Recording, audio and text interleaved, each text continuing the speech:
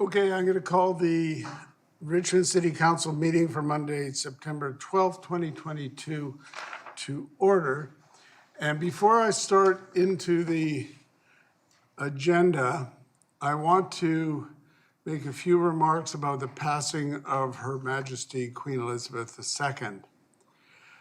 Last week, as all of you would know, we saw and heard about the passing of Her Majesty Queen Elizabeth II.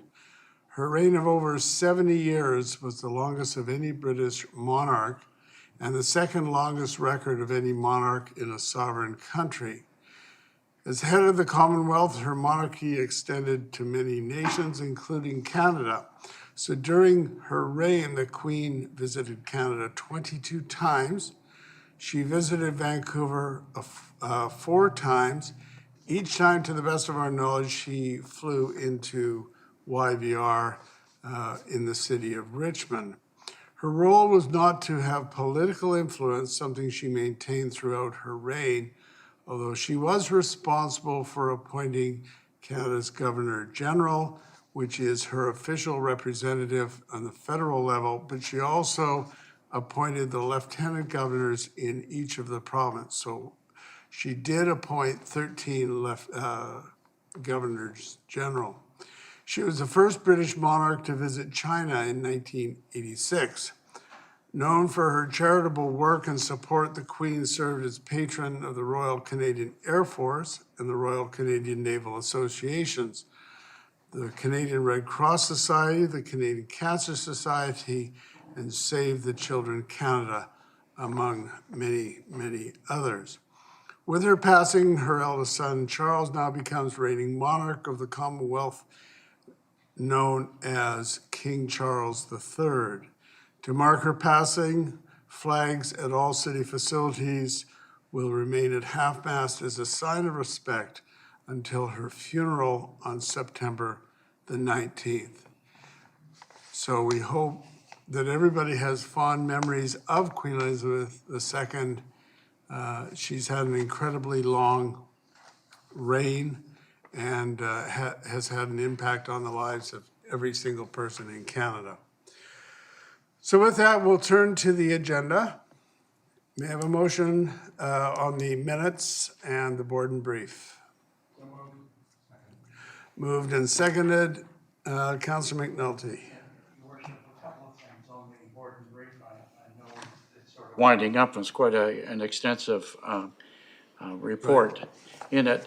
I have a concern about CNCL 29, the idea of the open burning emissions and what have you, with obviously given what we've got today, got a lot of open emissions and burning throughout the province of British Columbia.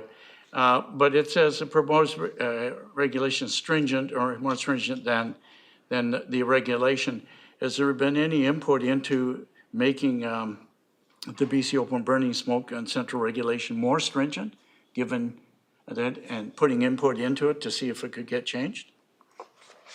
You mean at the provincial level? Yeah, from Metro Vancouver, because obviously you've looked at it and given a first, second, third reading. I've just one was passed and adopted, which I applaud, and the good work taken at Metro Vancouver, but it shouldn't stop there. It should carry on across the waters from my point of view. I don't believe that Metro Vancouver has made any efforts in the provincial sense. Note that this open burning, it's to do with the emissions that come from the open burning. It's not like controlled wildfires or something like that. Okay, I was hoping that, because that relates to page 34, where we're looking at the air intake and the climate change and the positions that Metro Vancouver is taking with their 2050 roadmap. And I support what's there, but I just think, we get to that level. Richmond's doing its very best to lead, and some of our other brothers and sisters, if you wish, in Metro Vancouver don't necessarily take the same positions that we do in a lot of things. So I was just hoping through yourself and Councillor Steves, we could get that. The other one I was very, very concerned about, which does affect us, and that's the climate and seismic resilience planning at Iona Island. And looking at an update from that, maybe staff or through you can let us know what's happening there. And because they're looking at climate change there, Iona Island Waste Treatment Plant is one of our two, and probably the primary one, I would think. And it also deals with South Vancouver. So I think it's important. I know that one was for information, but I would hope that we would have a pulse on it. I know Councillor Liu was there, and she's on, I believe, Solid Waste Committee, and Liquid hopefully waste. get a report back. I guess through Public Works, I guess that would come through. Yeah, and I can tell you that as part of the Metro Vancouver delegation at UBCM tomorrow, I'll be meeting along with others to talk about Iona Island. Both Iona and the North Shore are going past secondary treatment, which is the requirement to tertiary treatment. And so I think that that's going to signal Well, we hope to hear the good vibes coming back. Sorry? We hope to hear the good vibes coming back. I'm sure, yeah. And I know that staff is heavily involved in what's going on there. I know they are. Thank you. Councillor McPhail. Thank you, Your Worship. And on our Council 39, the award of the contract for the proposal of the Gilbert Trunk Sewer Number 2 Gilbert Road South section. Just out of interest, do we know when that work is going to take place? Is that slated to take place perhaps starting in the fall? Well, we're in the fall now, late fall, or in the coming? Do you know that? Let's see if we can get staff to help us out. I don't think it's that immediate, but is John? Go ahead. Yes. Thank you, Worship. Through you to Councillor McPhail. I don't have a recent update from Metro Vancouver. I know they did procure the southern section a couple of years ago, and then that contract failed, so they had to procure again.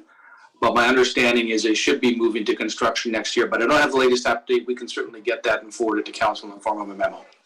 Great, thank you. And then just another comment on our CNCL 30, the very last one. It's where the MFA Fall 2022 boring for the City of Richmond, where it was approved. So that's good news. So things are rolling and things are moving along, and we'll have all our financing in place shortly then? By this time tomorrow, we should have the final approval from the MFA, the complete board.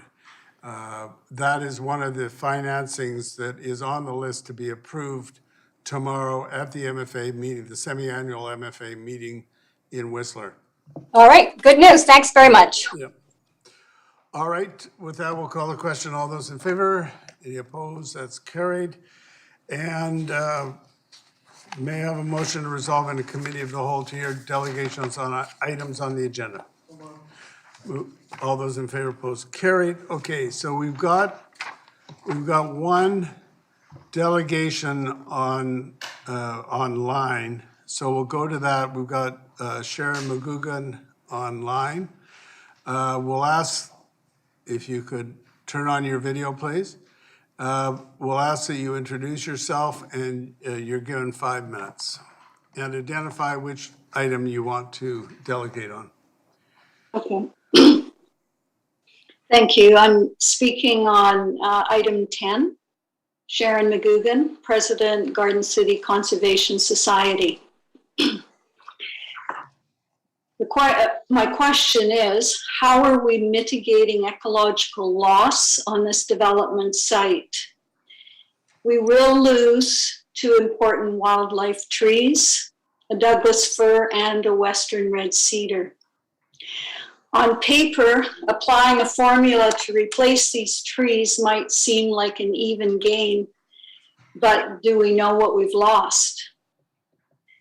Douglas fir forests have the highest bird counts of any forest type in North America, according to Capital Regional District, Environmental Services, Victoria. We have just 1 Douglas fir at this development site. Although it's not a forest, it is a heavy impact tree, according to the birds. Woodpeckers, wrens, stellar jays, ravens, brown creepers, and various thrushes find food on Douglas firs. Owls, swallows, chickadees, and eagles nest in them. Even bats sometimes roost under the bark of Douglas firs. Since thousands of insects can be found in this tree, no wonder it's popular with birds. What are we replacing this monumental bird-friendly tree with? According to the plant list, 12 of the 15 possible trees are non-native, and almost all are not wildlife trees. Some species of introduced trees are, of course, good for our birds, but not the non-native trees on this list. The Garden City Conservation Society suggests that 1, mainly native trees or bird-friendly naturalized trees be used in this development. 2, the criterion of impact to wildlife be a factor in making tree species decisions. 3, the wording about boulevards be changed from landscaped boulevards to biodiverse landscaped boulevards, or wording with similar intent. 4, Boulevard Maintenance Regulation Bylaw number 7174 be rewritten to better protect street trees. Further details upon request. 5, artificial turf amenity lawns not be normalized in developments. Everything below ground under artificial turf is dead. We want to set good precedents, not unsustainable ones. We've lost 3 billion birds in North America since the 1970s, and the number one reason is habitat loss. What action can we take to reverse the trend in Richmond? We could include ecological mitigation in our planning. If we are removing a great wildlife tree, a priority could be to plant another or more of the same. Thank you. All right, thank you very much. Yes, Councillor Day has a question. Yeah, thank you very much, Ms. McGowan, for coming forward. Those are 5 great points. Do you feel that if we could build the new buildings around those 2 heritage trees, that would be significant of enough of improvement to warrant support? Well, that's our greatest wish, of course, because these trees obviously can't be replaced overnight. They take decades to grow and to provide that kind of habitat and ecological benefit. I mean, we'd love to see that happen, yes. Kind of like what happened over at All the right, thank you very much. Talisman project. All right, so with that, we'll go to delegations who are here. Who would like to speak to us on items on the agenda tonight? So we got Mr. Dickey, D. Whalen. Okay, we'll go in that order. Mr. Dickey, go ahead.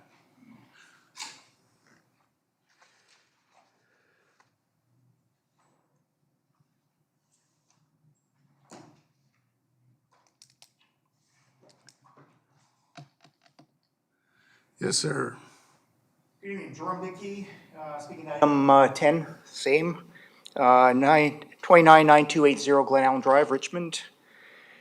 For full disclosure, I am a candidate for city council as well. Want that on the record. I'm reigned, and I wrote a submission. I was going to just submit it and not speak tonight, but since I missed that deadline, I'm here to speak.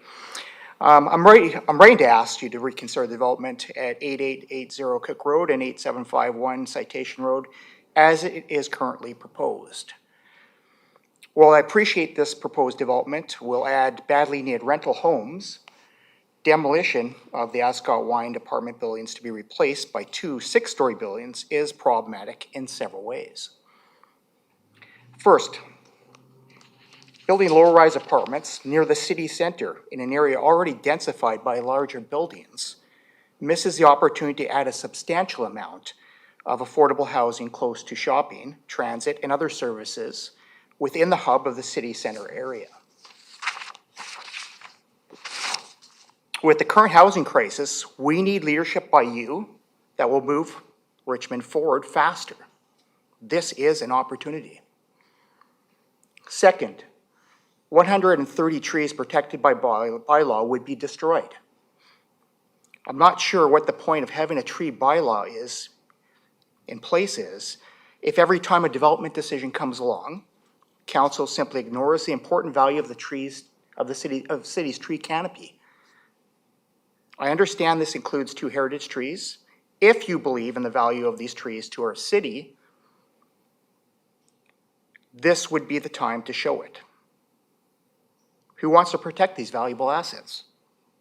Put up your hand. Third, as proposed, the moderate rental rates will apply to approximately 66 of the 338 planned rental units. Yet none are affordable housing. What assurance is there that the owner of this building won't at some point in the future simply make these units market rentals or very close to it? A better alternative for this development, as proposed, would be to reduce the footprint of these buildings, which will protect some valuable trees by building higher. Yes, that will likely increase cost to build, yet increased density can be negotiated to compensate for this. This increased density should also include affordable housing. Otherwise, City Council continues to perpetuate the housing crisis for those most at risk. I ask City Councilors to refer this proposal back to staff and come up with a revised proposal. This is your chance as councilors to show courage and leadership, to lean into the challenge of housing our city faces. Councilors, go on the record now and show Richmond residents you'll not accept the status quo. This is your time to be the heroes to those facing housing insecurity and homelessness. I would ask the developer of this project to also be part of the solution. Please consider our city's needs and work with city staff to come up with a better solution.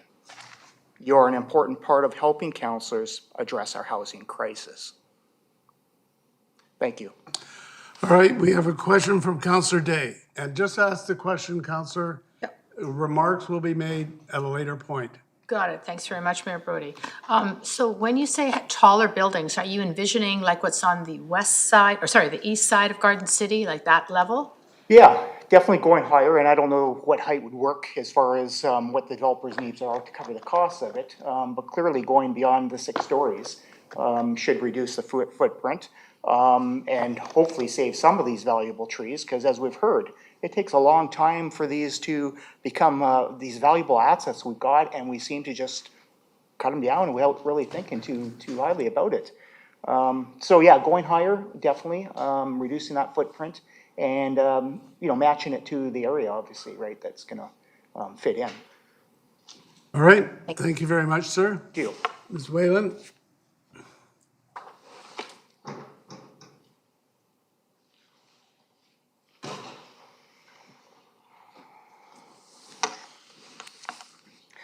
Good evening. Deirdre Whalen. I'm a longtime Richmond resident, and I'd like to speak on item number 10. I just wanted to clarify a few things I might be unclear about, ask a couple of questions, and have a suggestion. That's okay. Well, you tell us what's on your mind. We're not here to answer questions, okay? So I understand that this is a strata wind-up. It was in the courts for quite some time.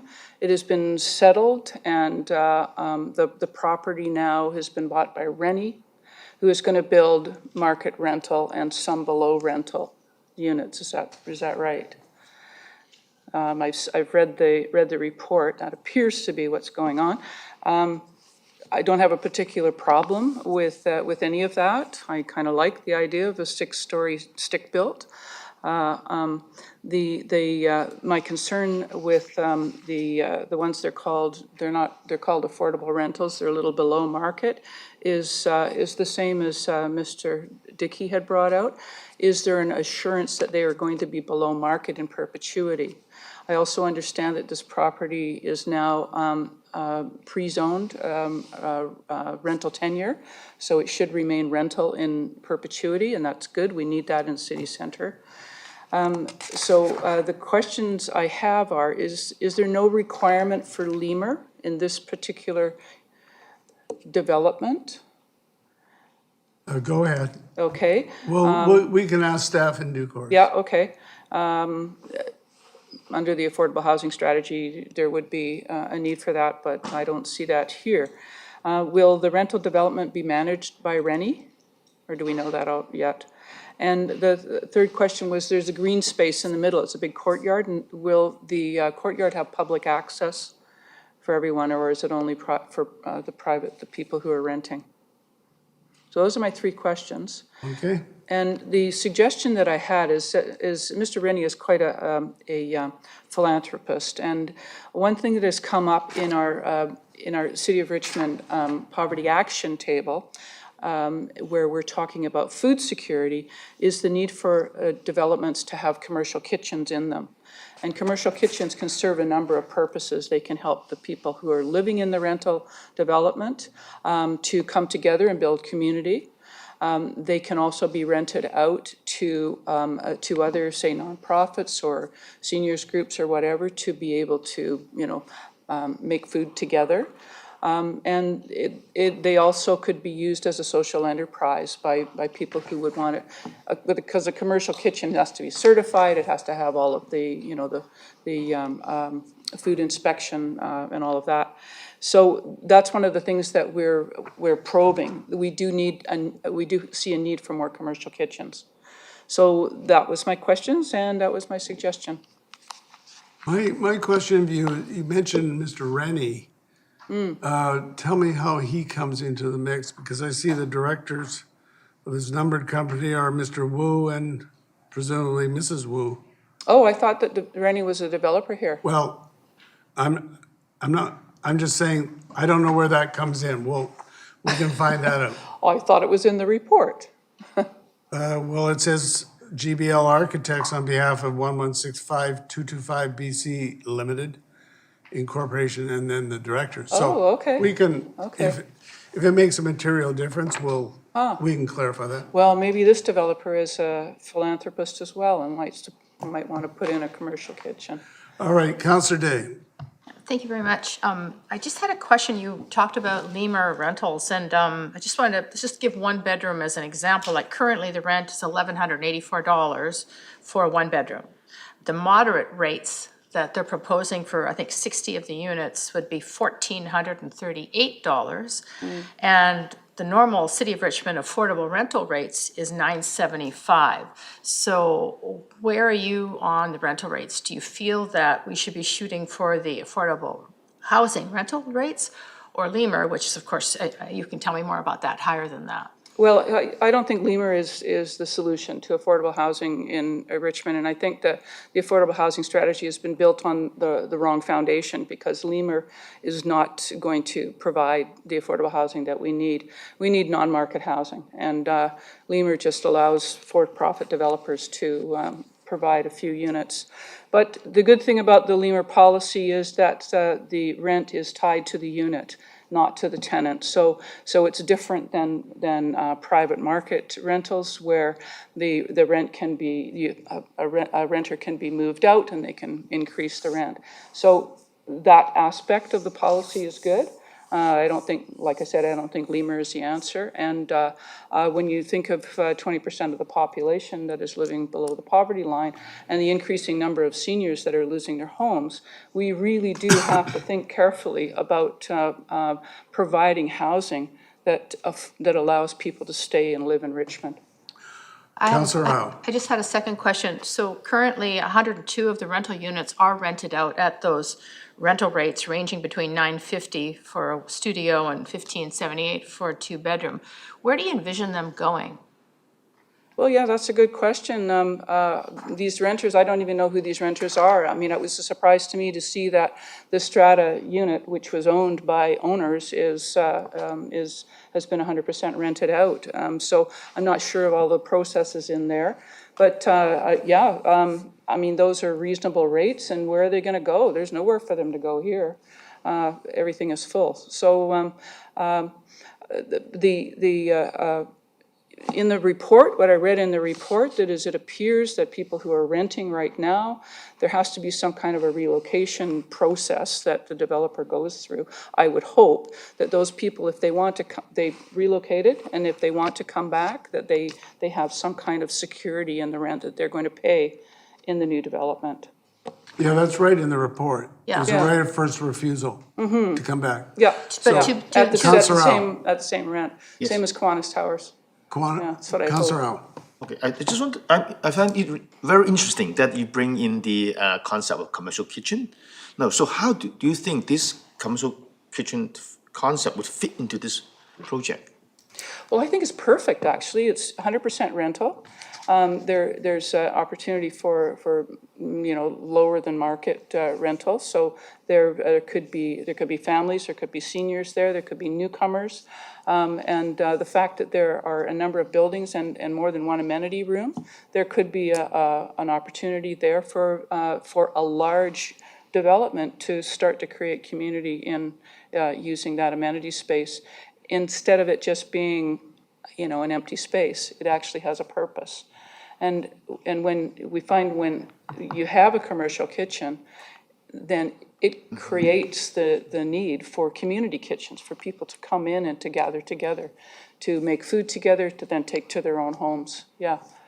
So would you envision that in the future, we'll propose, or would you propose something like that to be a standardized feature for rental, 100% rental units? I would really like to see that, and we keep pushing that at the Poverty Action Table. And similarly to developers having to put in community amenities like a childcare center or, lemur units or whatever, why not one of those amenities that could be chosen could be commercial kitchen? Okay, very good. I think, thank you for the proposal. All right, thank you very much. Anyone else wanting to delegate on this item or any item on the agenda? Okay. Report. Is it seconded? Moved and seconded. All those in favor, opposed, carried. Brings us to the consent agenda. We have the receipt of the committee minutes, the housekeeping amendments for the dog licensing bylaw, animal control regulation bylaw, notice of bylaw violation, dispute adjudication bylaw, and consolidated fees. Then we have land use applications for first reading, which go to public hearing October 17th. There's one of those, 7600 and 7620 Ash Street, rezoning from RS1F to the single detached RS2E zone and a single detached ZS14. Then we have an application by Grudendorf's Flower Nursery Limited for an agricultural land reserve non-adhering residential use at 15140 Westminster Highway. May I have a motion to adopt those by general consent? So moved. Moved and seconded. Councilor McNulty. Yeah, thank you, Worship. Obviously, you support what's on there. I'd like a question of staff on the housekeeping minute for dogs. I see we're doubling our fees, and which I've no problem with. We're keeping up with other communities. But I notice we don't have a discount for seniors. Have we considered the discount for seniors? Through your worship to Councillor McNulty, the discount for seniors, we're looking at making it equitable between all dog owners for a nominal fee of $35, so that all dog owners should be contributing to the cost of the dog ownership within the city, as all dog owners, whether they're young or old, are benefiting from the dog parks, enforcement actions, and education campaigns. Okay. I guess on that, another question, I'm going to move a referral to staff to at least consider on it. And I appreciate what we're trying to do, but there are those, and all you have to do is frequent the senior center and others, that the only companion some people have is their little dog or whatever, the big dog, whatever. And obviously, people are on a fixed income. And I think we should consider at least examining the propriety of it, whether it comes back or not. But I'd like to move that as a So referral. you're taking this off the consent agenda? No, I'm not. No, I'm going to Well, then I add to it. suggest, I think you really want to take that to a committee. and make the Well, referral like, at the couldn't I committee. refer to staff to look at it? You're on the consent agenda. Okay. Well, I guess we can take it off, because I'd like to move, I accept what's here, but I still think we can add to look at it. Can we not pass what's here and We can certainly pass what is here, but my suggestion is you take your suggestions fleshed out to a committee. can I not still take it to a committee? I'm sorry? I can still take it to a committee. Sure. Probably Parks and Rec, is that where it would go? May I ask through you to staff? Seems Where to would I be go a- if I wanted to This do went to that? GP, so just bring it to GP. Okay, all right, anyhow, I made my point, your worship. Yep. I think we should consider even a smaller discount, even 10%. I look at some of the widows and widowers and fact that, 10% to some people, $10 is a lot of money. There are people that can't go to an event because they don't have money. And the event's only $10, so anyhow, I will do that. Anyhow, I will then support what's there, your worship, and I'll take it to GP. Okay, and I'll Councillor pass Day. that. Thank you. Thank you very much, Mayor Brody, and thank you for the report. I think we're absolutely on the right track. I think that incentivizing people to spay and neuter their dogs is exactly what we need to do. Where I'm struggling a little bit is there's a very short window where seniors between December and the end of February can apply for that 50% discount. And I think that seniors should have the discount for the entire 12 months. If we made a change like that, would that significantly change, bylaws and a dog registration? Or is that something we could absorb as a city? Through your worship to Councillor Day, we can absorb the potential loss, though determining the discount would be up to council whether they wanted to base it on age or base it on income. That's a very good point. Well, seniors is an easy one, so I would like to ask for a friendly amendment that the senior discount be available all year long and not just from December to the end of February. You're changing the bylaw. It's a friendly, I believe. It is not friendly because you're changing a bylaw. All right, well, if that's the case, then I will take on Councillor McNulty's lead, take it off the consent agenda and make a motion to refer it back. All right, it's off the consent agenda. Thank you very much. Councillor Steves.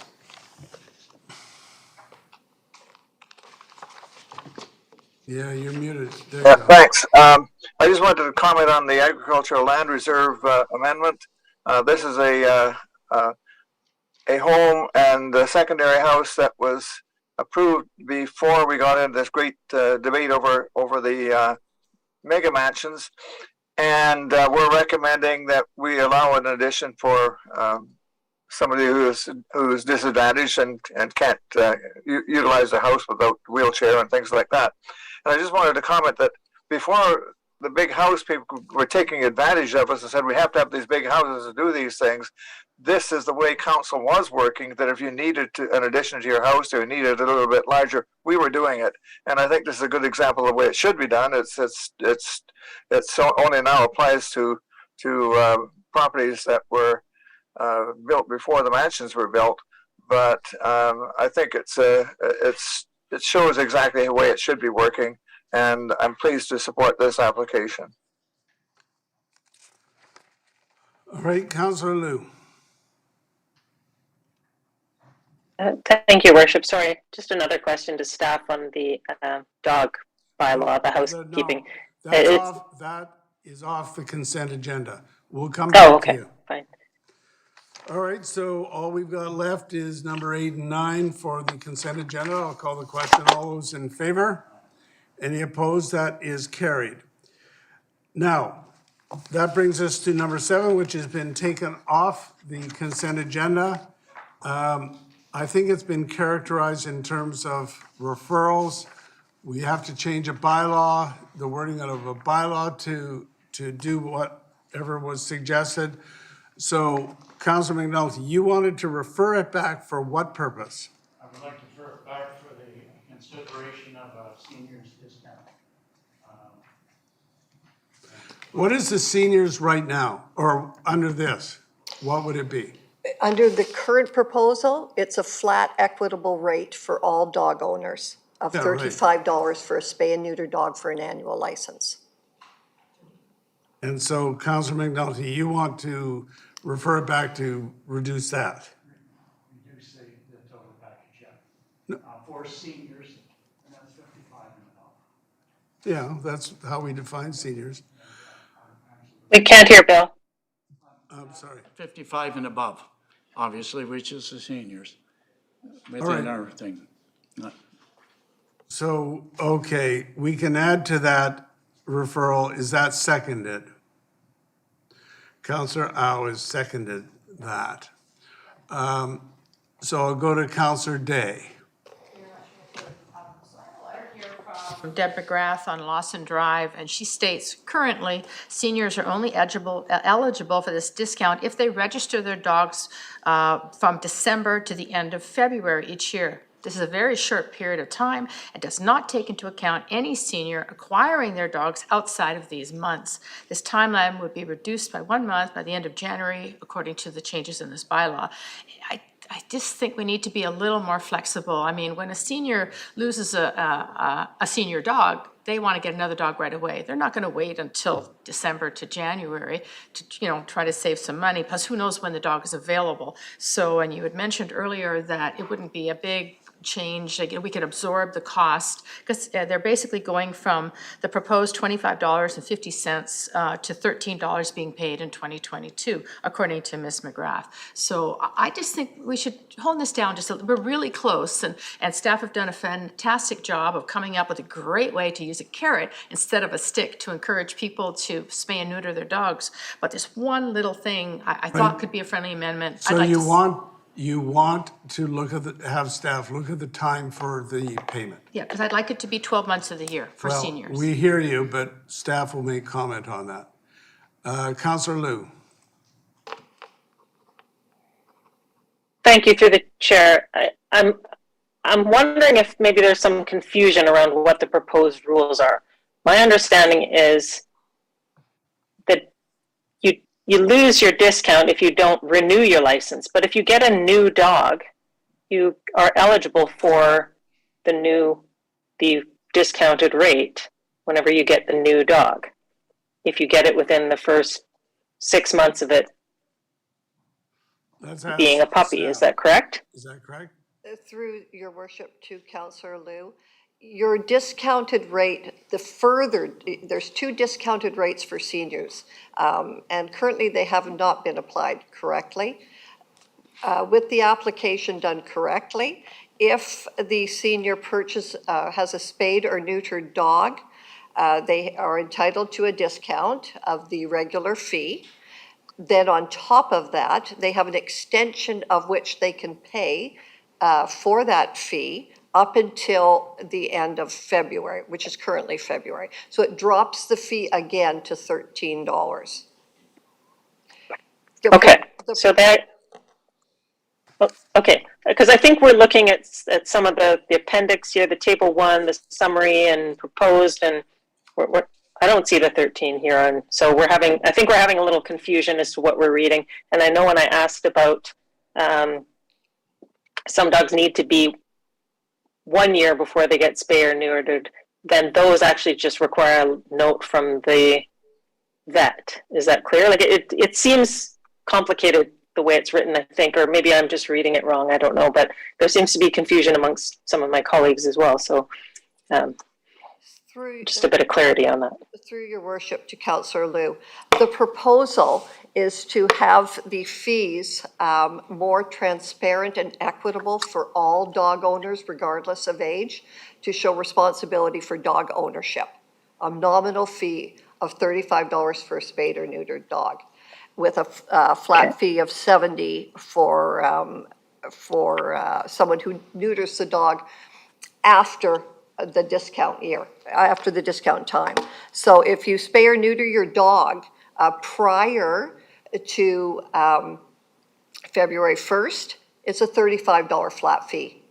If you spay or neuter your dog after, on or before February 1st, it goes up to $70. So the fee structure is more transparent and equitable for all owners, and it is an encouragement to spay and neuter your dog. Currently on the old table, which we've included for you to look at also, I believe is in the package, it's more convoluted. It has a fee for prior to March 1st for seniors, which extends the time that they can get a dog license. We've looked at the proposal is to bring us more in line with more municipalities. No other municipality offers a senior discount other than Surrey's, and even theirs is actually quite high. It's 50%, but their fee is much larger. It's an $80 for an annual license. It just makes it easier for staff in processing. Everyone's contributing to the dog parks for enforcement, for upgrades to the dog parks, and they're all doing it in an equitable manner. Because there is a cost and fee for owning a dog. All right, Councillor Hobbs. Well, thank you, and through the chair. First of all, thank you for the report. I thought it was very thorough, and I appreciate the fact of trying to create incentives and equity for various dog owners, regardless of age. The issue with a discount for seniors, I don't have any particular objection to that, but it just brings to mind that many people who own dogs have a dependency on them, regardless of their age, regardless of the age of the owner, that is, and the dog too, I guess. So to me, it would be, if we were going to apply discounts or incentives or a discount for the license, that is, I would think it would be more meaningful to have some kind of means testing, because not everybody needs it. But the problem with means testing is it's very labor intensive and it's very hard to verify. And for the type of fee that we have here, which is pretty nominal to begin with, it's not really cost effective to do means testing. And it's a little bit intrusive as well for something as simple as a dog license. So if this gets referred, I look forward to the discussion. But, a blanket reduction for people 55 and over is a nice thing to have if you're 55 and over. But, many people who are 55 and over don't require that discount on that kind of fee. And a lot of people who aren't 55 may require it. So, is there equity in that? Anyway, thank you for the report. Thank you. All right, so we're going to call the question on the referral to look at a seniors discount or the level of seniors discount or possibility of it, and the time for payment. All those in favor? Those opposed? That's carried with Councillor McPhail and Councillor Hobbs opposed. Okay. No, Harold and I are opposed too. I'm sorry?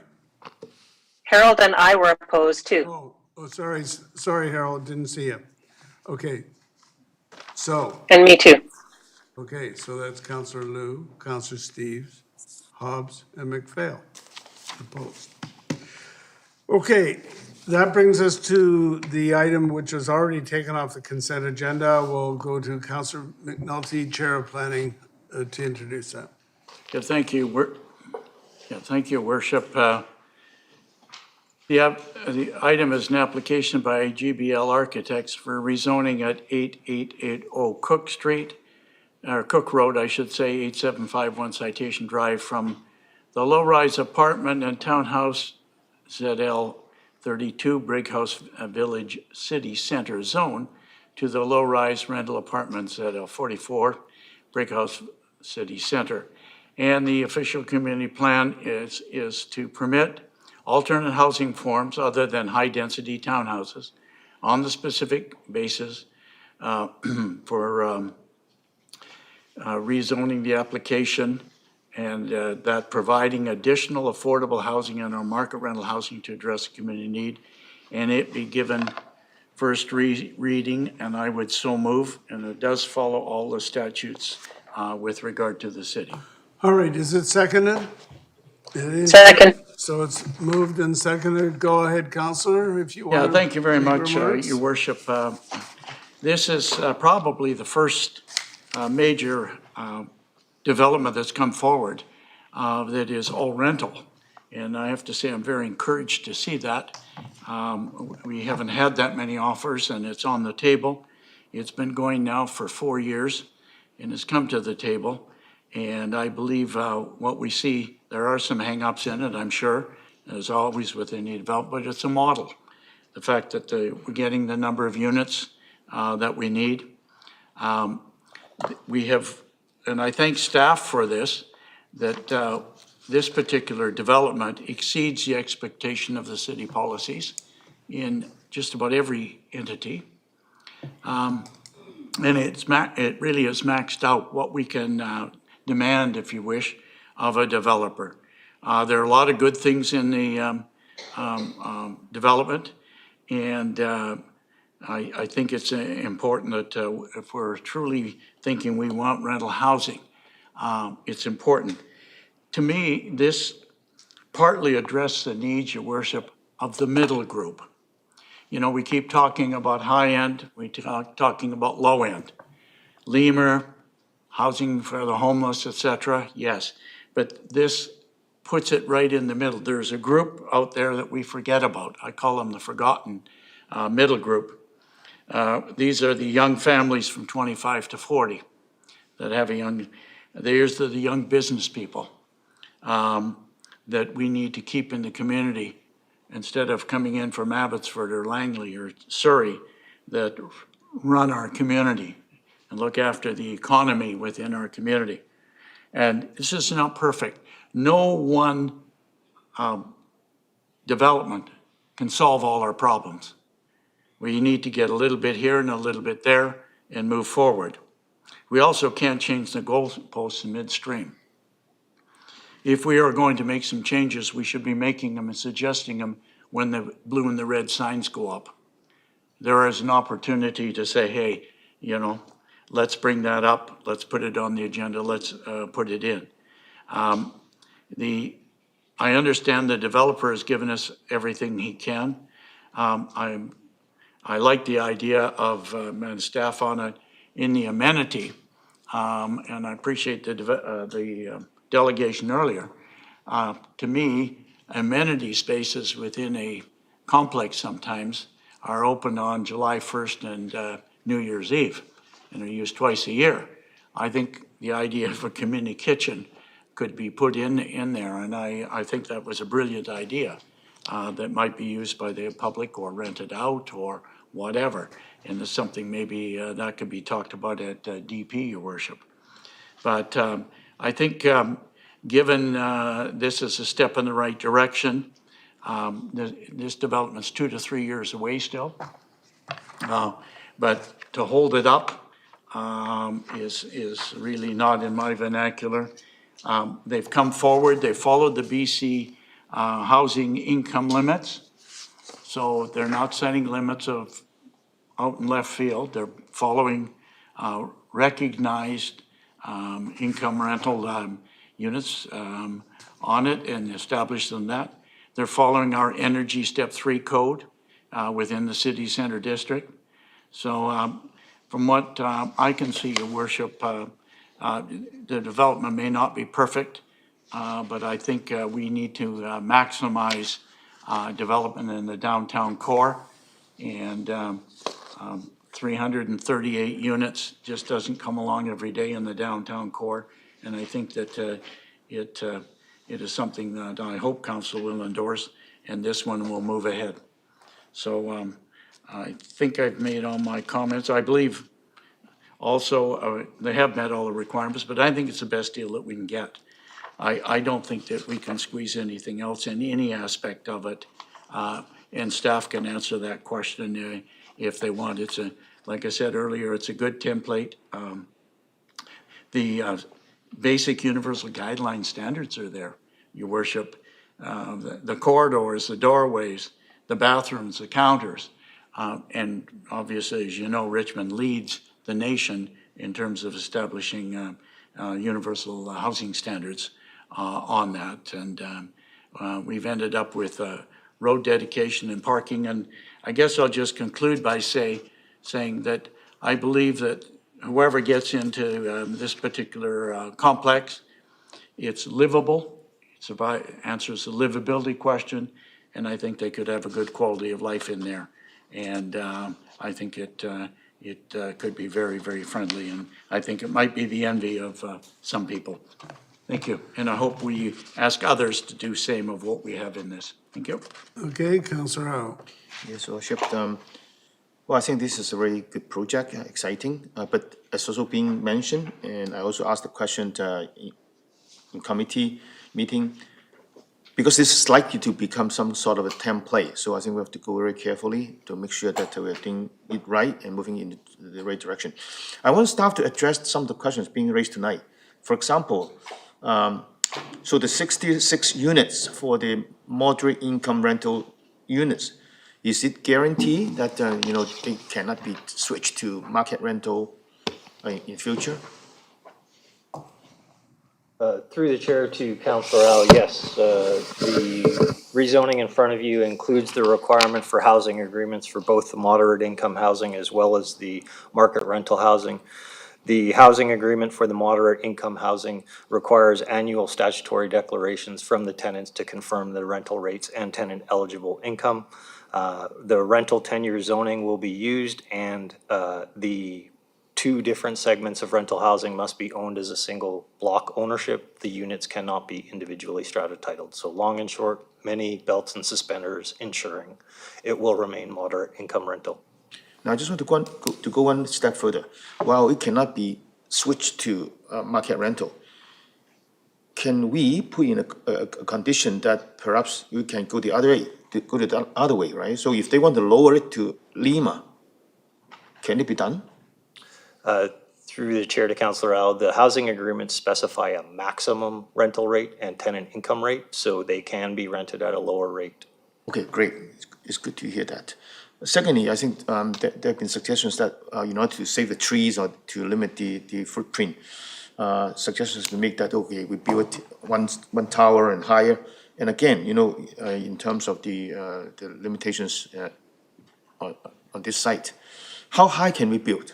And would it be possible that we concentrate all the units in one building or, smaller footprint and still keeping the 338 units? Can it be done? Through your worship to Councillor Al, the maximum height in the city in this location would be capped at 47 meters geodetic. That's approximately 14 to 15 stories. In terms of providing 338 units in a single point tower, that would not be possible, especially when trying to achieve the unit mix and the city's family-friendly unit requirements. Okay, so in other words, trying to build higher in order to have the same number is not possible? Not in a single tower. Okay, good. And finally, I think the concept of a commercial kitchen is very interesting. And, from my background as a mental health worker, I know the value of having a kitchen that people can come together and do things like that. So could that be proposed as amenity in this project? Would it affect, the timeline and the development of this project, if we consider that? Through the chair to Councillor Al, with respect to the indoor amenity space, the design of those spaces would be refined at the development permit stage should this rezoning advance. Typically, the city does not specify requirements for indoor amenity space. We do specify minimum size requirements. Through the development permit, we could have conversations with the developer as to their willingness or ability to provide a commercial kitchen in the amenity space. Okay, so I hope that this can be brought up, when it goes to this appropriate time. So thank you. Councillor Wolf. Thank you, Your Worship. Just a couple of questions to staff while we're there, and then I'll have some comments afterwards. So my question came from the third delegate today that asked about the courtyard being private or public. Could you comment on that? Through your worship to Councillor Wolf, the courtyard is not intended to be a public space. There are a series of publicly accessible spaces around the perimeter of the site. What we find in terms of providing public access to interior courtyards is there is a variety of security concerns from buildings around private access to those spaces. So the proposal before you does not include public access to the interior courtyard. If a follow-up, if I may, on that, what would you say about its current situation? The current courtyard, would you say that is public as it is now? Through the chair to Councillor Wolf, the current courtyard, there is no public access secured through legal agreement. There may be the ability for the public to access that area. However, that is not legally secured in terms of a legal right to do so. Okay, thank you. My final question to staff, if I may. At the planning meeting, I'm not on the committee, but I attended. The name Rennie did come up. Could staff comment? Is there a connection to this Rennie company? Through your chair, or through the chair to Councillor Wolf, Rennie was retained as part of the Strata wind-up process. They were the marketing firm that was used to market the site once the Strata decided to resolve and sell. The developer for this property is Everbright Holdings, or Everbright Properties. Great, thank you for the responses there. Those were my questions. Now, if I may provide some comments. So I don't know about the rest of you, but my email today, I did receive a lot of emails about this item. And as we could see, there were 3 delegates there today, or are here today to speak on it. And every one of them was opposed to the plan as it is in front of us. Not all aspects of the plan, but actually asked council to refer it back for some reconsiderations before making a very drastic decision. This is the first time, as I've only been on this one term, but the only time this project has come to my knowledge. So I went last week and toured the whole site. I did walk right through that open courtyard in the center. I visited every tree, 138 plus trees. The 2 trees that are deemed significant along Cook Road, the base of the giant cedar that's almost a meter across, it's basically about a meter or 2 from the sidewalk. So we're talking about these 2 trees very close to the edge of the property. And I do know in the report that it says if they were to be saved, there'd have to be some movement of, there'd have to be a loss of 14 units. But that's now hearing again that this is a proposal for 6 stories. Potentially this place could receive 14 to 15 stories. So I don't see that big of a challenge to move those 14 units on top somewhere else in the property. So it doesn't all have to be the same height. I don't know why we don't see options, or I know it's not developed by the city. It's a private developer, so they don't have to show us options. But I think asking some consideration on it is wise. That's what the public seems to be asking for. I didn't receive any correspondence or calls saying, yes, this is exactly what we need. And I do agree, we need all of these moderate income units. We need all these market rental units, but we're also losing affordable rental units, and they're not necessarily coming back. And yes, I can read on the group's submission about the tenant relocation assistance on page 173, but they talk about that the options that will be provided to people will be at the average rate across the city, so not at the affordable housing average rate. So it really is a push out of 102 units out of the city. I'm not willing to support that unless we can confirm that they can be retained somewhere in the city. And what's been recently approved in the last 3.5 years is none of that. I'll just speak briefly on page 125 or 182, the stuff about the tree loss. There can be work done. I'm quite confident to retain some of the shore pine along Garden City Road, to retain the 2 significant trees. I'm really pleased with the way the report came out this time, and seeing the map and seeing the multiple pages of the spreadsheet on the trees. Yeah, this can go back. So no one's mentioned it yet, but I'm going to make a referral motion on this when time comes. Councillor McPhail. Thank you, Your Worship. I do have a question through you to staff.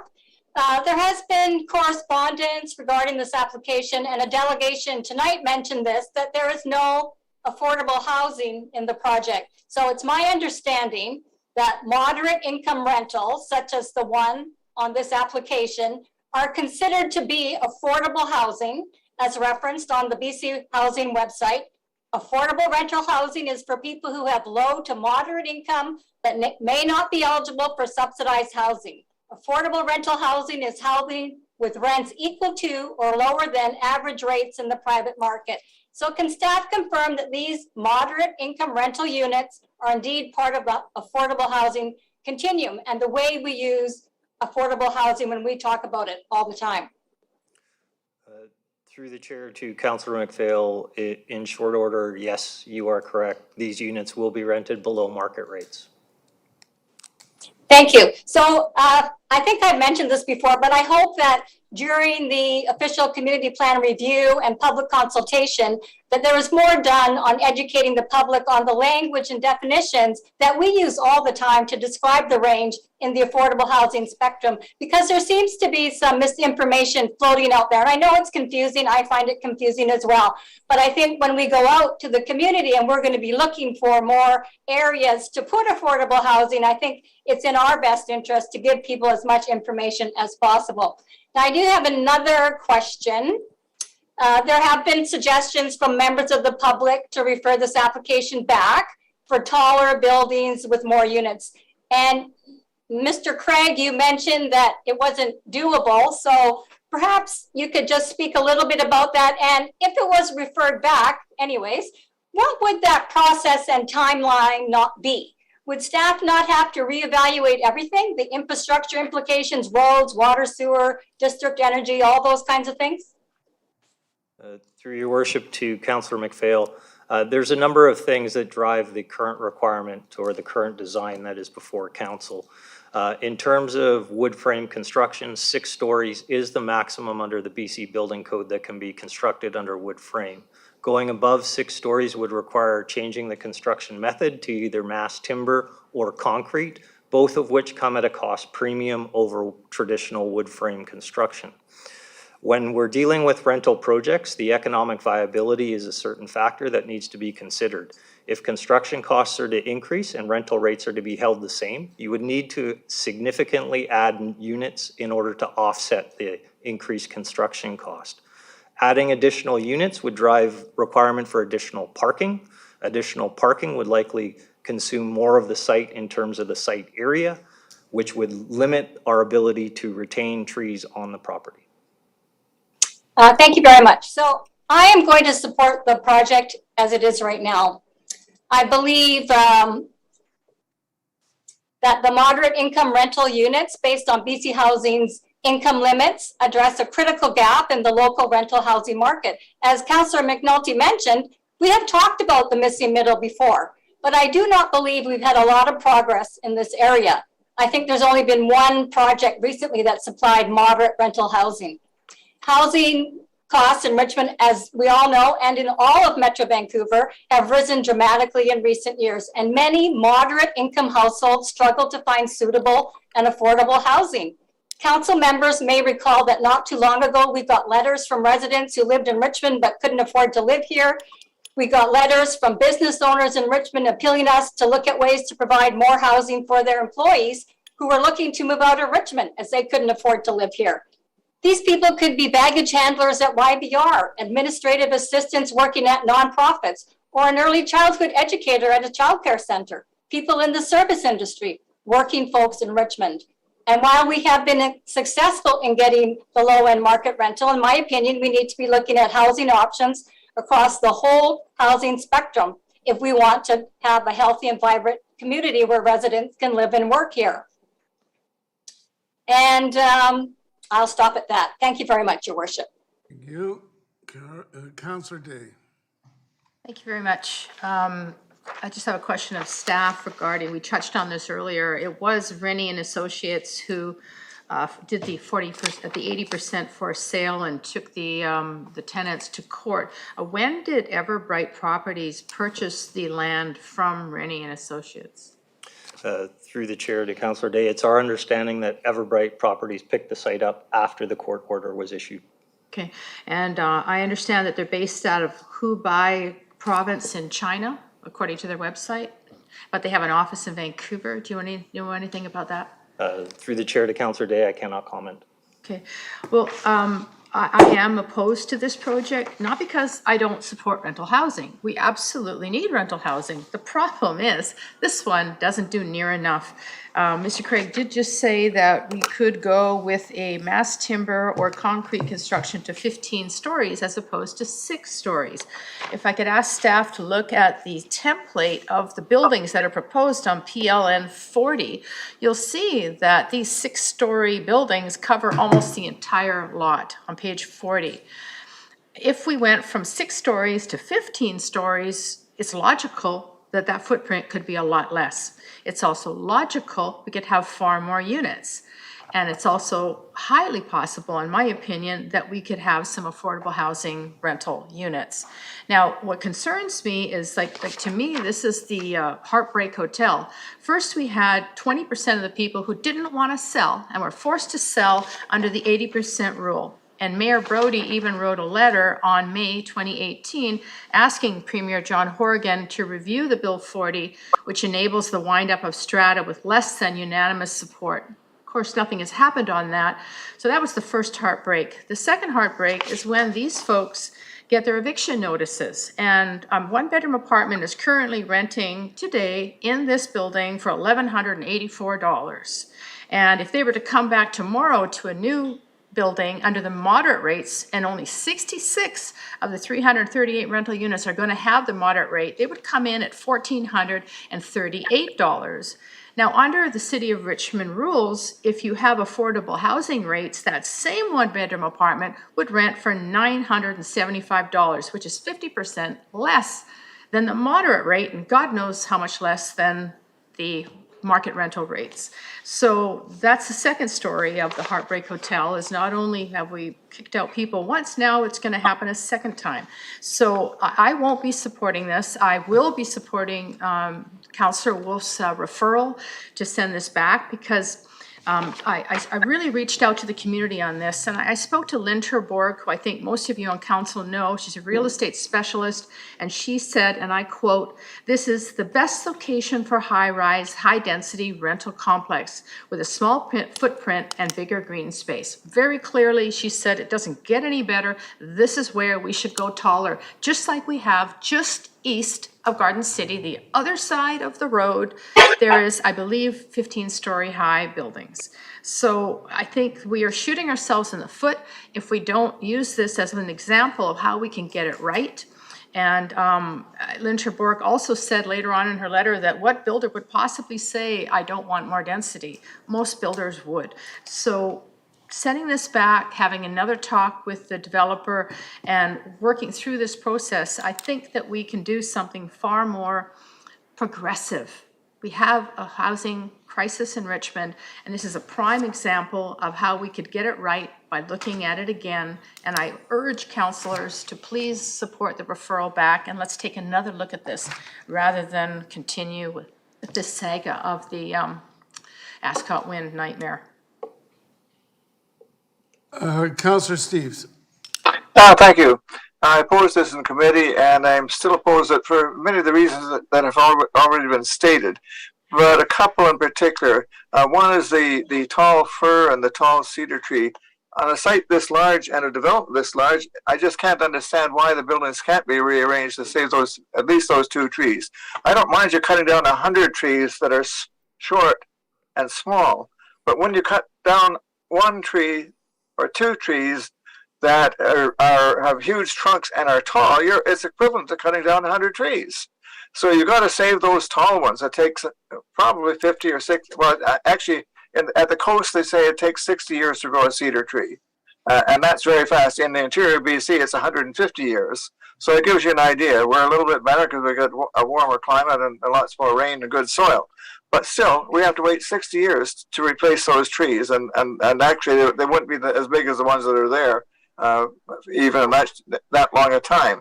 So it's extremely important to save those 2 trees. So you redesign around it. It's a good development in terms of its rental housing. And as Bill says, we've had difficulty convincing anybody to build rental housing for years, and we're getting a complete rental housing building. I would prefer it as that the lower cost housing would be down at the low end market housing rates, or even lower at the affordable housing rates. So staff said that they had negotiated as far as they could go, and my thoughts are, if council turns it down, we might be able to get it negotiated a little further than what staff has done so far, and that's one of my reasons for opposing it. The other aspect I'm looking at it as well, with a building with this flat roof, when we renegotiated with Polygon a while back, and I know everybody didn't support that one, but I did. I switched and supported it in the end because they're putting in a demonstration garden on the rooftop. I think that's the kind of thing we need in every building. There should be something with this huge expansive roof. If you're going to cut down all the trees, then what are you doing with the rooftop? You should be doing something with it, and it should be gardens and food demonstration gardens, whatever. And it's time that was mandatory in every building. Either that or totally solar on the rooftops, so they're creating their own power. So it's these reasons that I've opposed it. But I think it's crucial that those two trees be preserved, simply because it takes, like I said, it takes 60 years minimum to grow trees that aren't even as tall as those two. And the other thing, as somebody mentioned earlier tonight, the wrong type of trees are planned to be growing there. You must grow fir and cedar and native trees. A short pine is good because that's native to that particular area where the soils were a bit boggy. But if you want to get the utmost carbon dioxide sequestering, you need and commensurate with tall buildings as well. You need cedar trees and fir trees, and not ornamentals and lower trees, European trees, and things like that. So those are the reasons I opposed it, and I will certainly support a referral. All right, Councillor Liu. Thank you, Worship.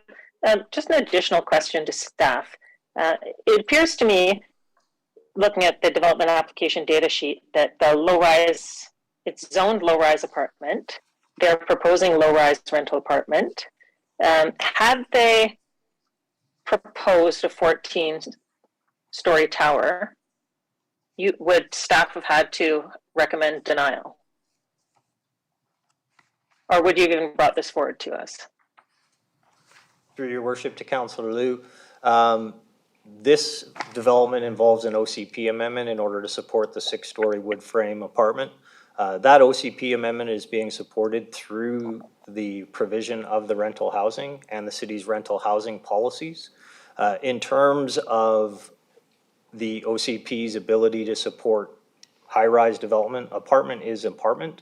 The primary reason for the building form before you today is the construction and the economic viability of the project. Okay, so this is what they think is available right now. Okay. So this is going to bring triple the amount of units as what the existing is. It's going to be a new build, so the substandard or condemned buildings that are currently there will be torn down and they'll be replaced with new buildings. There will be affordable housing in the new buildings, in being seen as below market rentals. Is the applicant here? I'm sorry, I'm at UBC, so I can't see if the applicant's. It doesn't matter. We're not asking questions of the applicant. Okay, thank you. And I'm going to support this the way it is. I think that this staff's done a really good job, and I think that this is an exciting opportunity for where it is in Richmond. I've definitely heard some of my colleagues turn down developments because they're too big, there's too much density, there's not enough street parking. This one has the right amount of density, it's got the right amount of parking for it, it's got extra bike parking, it has a number of other amenities, and I'm going to support it. Thank you. All right, Councillor Hobbs. Thank you, through the chair, and thank you, staff, for the report. I found it to be very comprehensive, and I'll just say when I read it, many parts of it looked pretty interesting, like the rental in perpetuity, consistent with our policy, the 66 moderate income units, the car share, all of that looked quite good. I also liked the townhouses around the perimeter. I thought that was attractive in terms of the overall site. A couple questions, though. I mean, I've heard everybody on council talk since I've been here, which is a short time, about the importance of 100% rental buildings, and we have to get more 100% rental buildings. I've said that myself, and I believe it. Now, my understanding is there's only a few that are even going on in the city, and my understanding is that one is no longer in the works. I know that one is in jeopardy, and one is being built at number 3 in Williams. So this is the only other one that I can see that's going to be built. And so I'd be very reluctant to do anything to see it not be built, because it does look like an attractive site overall. Can you explain, and you've commented on it, and there's been very many comments made, lots of them really good. Can you explain the maximum use of this site and why, when we talk about building a high-rise there, which isn't part of the plan right now, but when we talk about doing a high-rise, why, when you're looking at probably an $80 million project, that is 100% purpose rental. My understanding from the report and from comments made by staff is that a high-rise is not economically viable, and that in all probability, it would not be built if we were asking for that. Your worship, perhaps I can move that. Can't hear. Just a minute. Go ahead. Through the chair to Councillor Hobbs, certainly the viability of this project is a really, really important issue. And this is a market-based rental project. It doesn't have any significant, in fact, it doesn't have any grant money from senior government, provincial government or federal government that would allow for deeply subsidised rental rates. So there has to be a business case in order for this development to move ahead. And we haven't had a lot of these. Council did approve one. It was a faith-based group. It was in some ways quite similar to this in that it had market rentals and some below market rentals. And with the cost of construction escalation, that development, notwithstanding that it has all city approvals to date that it requires, it is struggling to move ahead because of economics. And there was a question earlier about whether staff would have looked at high-rise if that were the application. Well, we would have looked at high-rise, but it's very unlikely that this type of development would come in a high-rise concrete form, because that form of construction costs orders of magnitude more than the wood frame construction. So the reason you see wood framed is because it's the most cost-effective way to build and to provide these units. And certainly a referral could be made, but you would run the risk that the present viability would actually be eroded by the delays. And I personally think that it is very unlikely that you would see a viable project come back to you in concrete form. Thank you. And just one more question, I think, and it touches on what Mr. Erceg just said. My understanding is when you have subsidized housing or lemur projects or affordable housing projects, that some of the things that you have to have in place are, for instance, free land perhaps, very substantial grants from senior government like the federal government or the provincial government, or you might have a condo development where we all hear about those, where the condos are sold off and that allows the development company to put in lemur or some other form of subsidized housing. That does not exist in this case, is that correct? Through the chair to Councillor Hobbs, no, none of those incentives or forms of assistance apply in this case. This is a market-based rental project. So the reason that it's possible to do lemur, for instance, in condominium projects is there's a profit made on the sale of the condominiums. And some of that profit subsidises the cost of providing the lemur. You don't have this here. Some of the other rental projects that council has approved, and we're hoping will move ahead, they have the benefit of land that has been provided essentially at zero cost. That doesn't apply here. And some of those other projects also have the benefit of provincial or federal grant funding. And again, that doesn't apply here. Sure. So just a wrap-up comment. I mean, there's a lot of very valid comments made, but overall, there's a balance of wants and needs that have to be met. And one of the main considerations for me is the lack of 100% rental housing in Richmond. And I think it's important that we support viable projects that, according to staff, have done everything that has been asked of them and more. And the fact is, my understanding also is that in 100% rental buildings, there is no requirement for even the moderate income units that are actually in this. So that's a big bonus that actually isn't part of our policy or our requirements for 100% rental. So as has been said by Councillor McNulty and Councillor McPhail and others, yeah, it's certainly not perfect, but no project will be perfect. We need 100% rental buildings in Richmond, and so I will be supporting this. Thank you, Your Worship. All right, Councillor Day, you've already spoken. Do you have a question? Yeah, I just had a question. If the city were to purchase this property, is that something that, I mean, through a real estate department could work? Like, I'm just wondering, because there's a number of projects, I'm thinking about the church property and this property that are hopefully going to be affordable, and I'm just wondering if the city actually bought the land, do you think those federal and provincial dollars could come forward? I know it's kind of a tough question. Your Worship, perhaps I can respond to that one. That is a tough question, I think. We are having trouble finding funding at the provincial and federal level.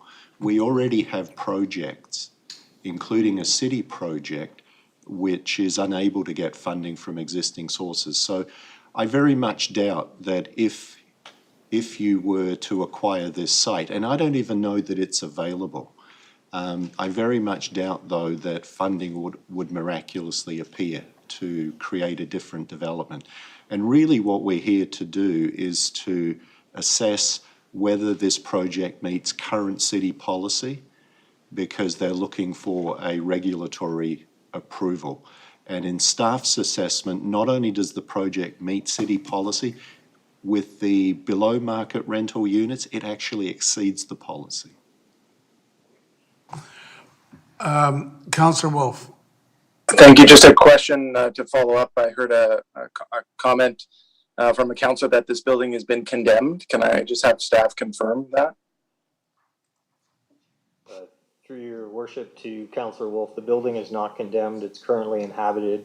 I believe the comment was made in relationship to the strata wind-up process. The building was facing significant capital improvements. That is why housing, perhaps at the lemur standard, and also perhaps at the matching number of what's being lost. So 102 units kind of minimum. Second component of the referral would be to look at ways to preserve the 2 significant trees that are highlighted in the report, if not more. And the third one there would be utilization of the roof for something other than a roof. All right, is that seconded? Okay, it's moved and seconded. I think we've had our debate on it. I'm going to call the question then. All those in favor? Those opposed to the referral? All right, so in favor was Councillor Steves, Councillor Wolf, Councillor Day, and everyone else was opposed, so that is defeated. I'm going to call the question on the main motion. All those in favor? Those opposed? All right, so that is carried with the same 3 councillors who wanted referral are now opposed. So that brings us to public announcements and events. Just a few of them. The Culture Days 2022 returns on Friday, September 23rd, and runs through October 16th. It's a 17-day celebration. It features dozens of free artist-led activities and events, including art exhibits at the Richmond Art Gallery and the museum, theater games at the Gateway Theatre, and workshops with the Richmond Improv Society. Richmond is consistently named as one of Canada's top 10 most culturally engaged cities with lots of free in-person and online creative activities to discover during Culture Days. So if you want more information on that, go to the city website/Culture Days. I think most people will realize that we are now in the election period.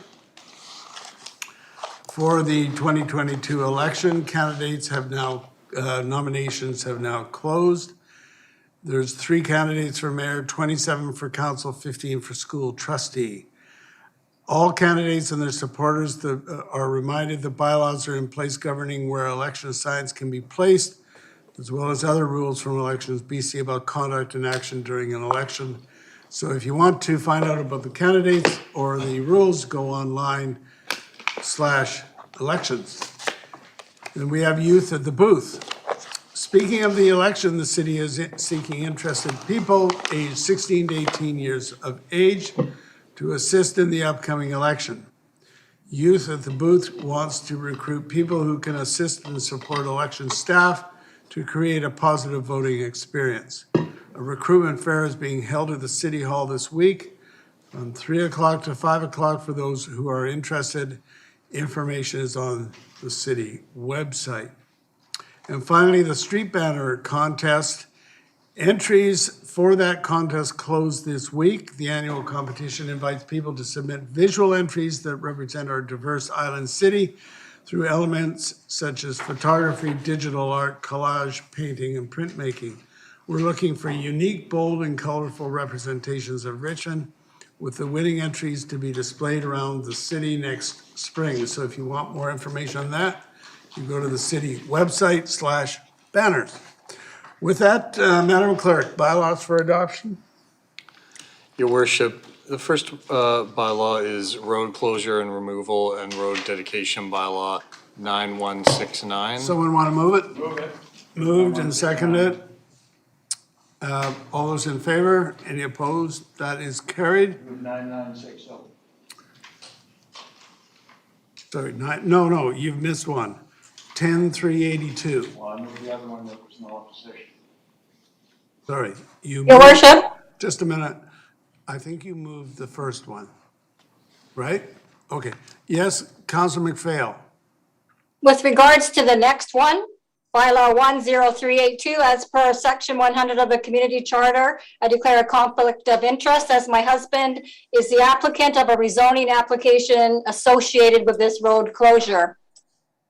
Is that the only one where you've got a conflict tonight? Yes. All right. So we will excuse you. Thank you. So someone moved 10382. 10382. Moved and seconded. Discussion on that. All those in favor? Any opposed? That is carried with Councilors Day and Wolf opposed. Then we have 9960. Moved and seconded. Discussion, all those in favor? Any opposed? That's carried. Bylaw 10195. All right, so that's moved and seconded. Discussion on that. All those in favor? Any opposed? That's carried with Councilors Day and Wolf opposed. And, Bylaw 10197. okay, moved and seconded. Okay, any discussion? All those in favor? Any opposed? That's carried with Councilors Wolf and Day opposed. Mr. Clerk, Development Permit Panel. Your worship, the minutes of the development permit panel held on July 27th, 2022, and the chair's report for the development permit panel meetings held on June 24th, 2020, and May 27th, 2021, and January 12th, 2022 be received for information. And there, no, just a minute, go through the rest of it. And item 2, that the recommendation of the panel to authorize the issuance of a development permit, DP 19-858597 for the property located at 9820 Alberta Road. B, for a development permit, DP 20-899883 for the property located at 3640 number 4 road. And C, a development permit DP 20-910008 for the property located at 10431 number 5 road be endorsed and the permits so issued. Moved and seconded. Any discussion on that? All those in favor? Any opposed? That is carried. Some move adjourned. All right, we're now adjourned.